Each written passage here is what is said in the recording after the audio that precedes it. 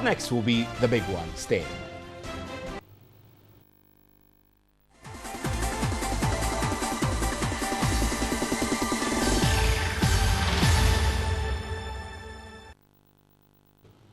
Welcome back. Now, the Public Utilities Regulatory Commission, PURC, has directed the Electricity Company of Ghana, ECG, to suspend its implementation of its new billing software until further notice. This is after investigations by the Commission revealed there were anomalies with the performance of the new billing software.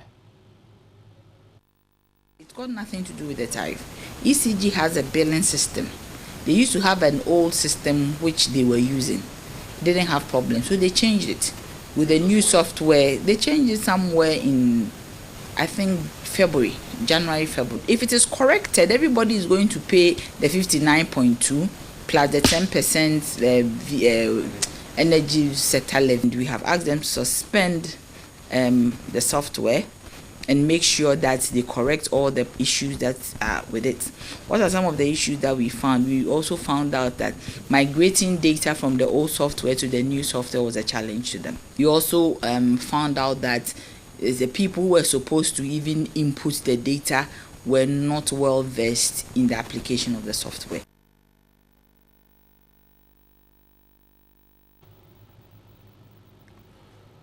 Right, Patrick Stevenson is with the policy think tank, Imani Ghana. He's joining us on telephone now. Good evening, sir, and thank you for your time. That guy. Now, hello, Mr. Stevenson. Well, Mr. Stevenson is with Imani Ghana. He's going to join us. He is on the telephone lines, but there is some bit of distraction where he is. Mr. Stevenson, if you can hear me, you're live on TV3 News at 10. Right. Hello, sir. Right. I think that we're not. Mr. Stevenson is distracted a bit, but the flag bearer of the new patriotic party, Nana Akufo-Addo, is demanding an urgent reduction in electricity tariffs following the challenges faced by prepaid meters across the country. I believe it's today's statement by the PURC that the Electricity Corporation of Ghana should suspend its software billing system. I think that the matter is more fundamental and should go further than that. If you look at the rates that we are charging, industry as well as domestic users, for electricity in Ghana, compared, for instance, to Cote d'Ivoire, already it puts our enterprises in a very uncompetitive comparison. Ghana, my understanding is that the tariff for commercial users is 32.6 US cents per kilowatt hour. The Ivorian equivalent is 13. Again, domestic, residential users, we're talking about 19.28 US cents per kilowatt hour, when the Cote d'Ivoire equivalent is a tariff of 9 cents per kilowatt hour. So you put these things together, and already Ghanaian industry and economic activity is suffering unnecessarily. And a large part of it is due to the taxes, this insatiable appetite that the Mahama government has for taxes, the 10% energy levy, which is charged for both domestic as well as commercial users. We have a service charge of 7 cedis. Right, so that's the voice of the flag bearer of the New Patriotic Party, Nana Akufo-Addo, who has added his voice to calls to reduce electricity tariffs following the directive by the PURC. But let's see whether we will get Patrick Stevenson clearly now. Mr. Stevenson, good evening, sir. Hello, sir. Mr. Stevenson. Patrick Stevenson is with Imani Ghana. We're finding it difficult to get him through. Mr. Stevenson, let's see if you can hear me now. Good evening, sir. Hello, good evening, sir. Right, I'm glad that you could hear us. We were facing some challenges getting through to you. But I need to ask you, do you think that this PURC directive is long overdue? Hello, sir. Right, Patrick Stevenson is with Imani Ghana. He is expected to be joining us so that we'll have a little chit-chat on this directive by the PURC for electricity company to reduce its tariffs. But let's move on whilst we try to reconnect Patrick Stevenson so we can continue our discussion. But the Minister of Power is to appear before the Mines and Energy Committee of Parliament to brief members on steps taken to address reports of overbilling of electricity consumers. We'll have to quickly go back to Patrick Stevenson. Mr. Stevenson, hello, can you hear me now? Yeah, I can hear you. Good. Good. We're grateful that you could hear us now. We were initially struggling to get through to you. But I asked earlier whether you feel that this directive by the Public Utilities Regulatory Commission is long overdue. Well, I mean, the PURC is supposed to be speaking to consumers, right, as far as that part is concerned. And so consumers have been complaining, I think, for a very long time now. Since we started this whole power ration business, and government claimed they have added a few megawatts, and all of a sudden prices jumped up, and people just couldn't get their power restored. And so it's a call that's long overdue. I mean, we have, according to my count, have about 11 or 12 different meters that have been administered by the power providers now. And that doesn't make sense. People are buying power just disappearing, it's running. At some ridiculously call it like Usain Bolt. It's not the way to run any economy. And so anybody who's having a personal business is going to be struggling. So if consumers have a problem and they keep putting pressure on this, I think it's only instructive that the PURC have done this long time ago. If they're making the call now, it's fine. But the next question you ask is how sustainable this is going to be, because people are still going to the meeting meters. What are they going to put together? I mean, are they going to have some sort of a standardization so the meters that are already in the system are recalibrated? And what exactly is happening? Because it just doesn't make sense to say, for example, that they should stop issuing new meters. So what happens to those who are already in the system? We haven't had any of those either. So would you say, I mean, I know that many people will say that the PURC approved the implementation of this new tariff regime. So in other words, is it a bad policy to have been approved in the first place? And should it be taken as an indictment on the PURC? First of all, the PURC makes propositions on what tariff should be. You have to go to Parliament to approve what the tariffs will be. And so I'm not too sure. And it so happens that any time the PURC makes propositions, these propositions have stayed. And so we all collectively agree. They went to Parliament, and so far as you and I have got parliamentarians that are representing us, then that is something that would have made sense. But the PURC provided those kinds of provisions, and then Parliament approved. But having said that, did the tariffs themselves make sense? I mean, I've said that any time we have challenges in the power sector, the only conditions that we have been told is that we are increasing tariffs so we can resolve those challenges. We have consistently increased these tariffs. The challenges have never been fixed.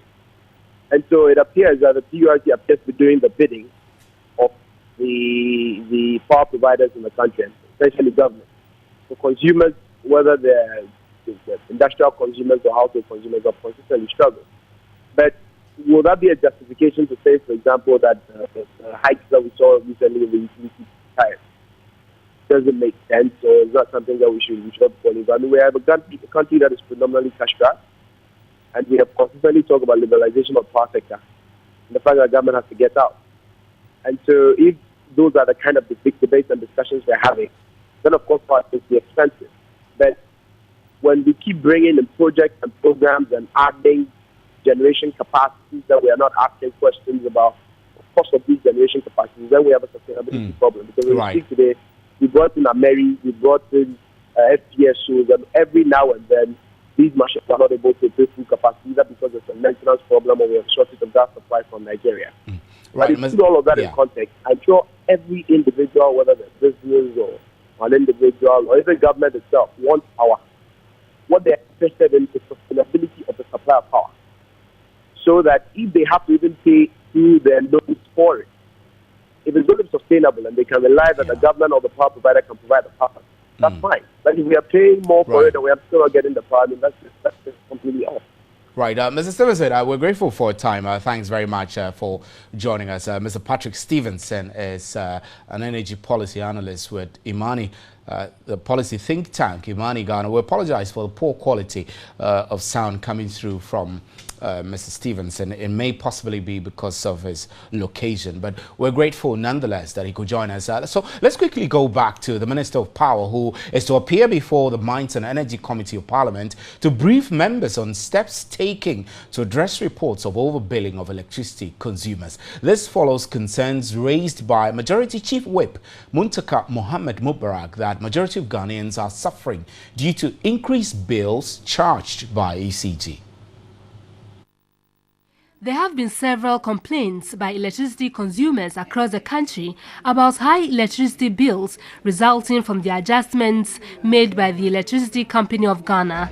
This Majority Chief Whip and MP for Asawase, Muntaka Mohammed Mubarak, says the situation was imposing undue hardship on consumers. He argued the practice is thwarting the efforts of the president to permanently solve the power crisis. The following are some of the causes of the problem: errors in the billing of the newly installed prepaid meters, administrative lapses due to poor supervision of technical officers by their superiors, deliberate effort by some unscrupulous ECG officials to take advantage of the new billing arrangement for personal gains. He suggested the ECG take steps to provide individual households a meter instead of a compound house with a meter or two. Some MPs also lamented, adding the situation needed urgent attention. It's a worrying signal. It is becoming evidently clear that the billing is outrageous and could not be treated normal. Yesterday, I received my bill. I'm not using prepaid.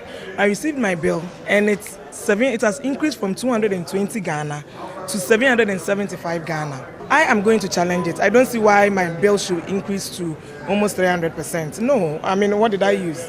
Others wondered how the meters were procured without due diligence. When we were doing the procurement of these software and these meters, what went into it? Did we do a very good technical analysis of it? Did we do a technical evaluation to know that these meters will fit the purpose? Others argued government is to be blamed and not ECG. The public has been complaining from day one that the rate of increase in our utility bills is unpardonable. PURC has done nothing since then. I wouldn't want us to be so much attacking ECG for what has happened to the billing system.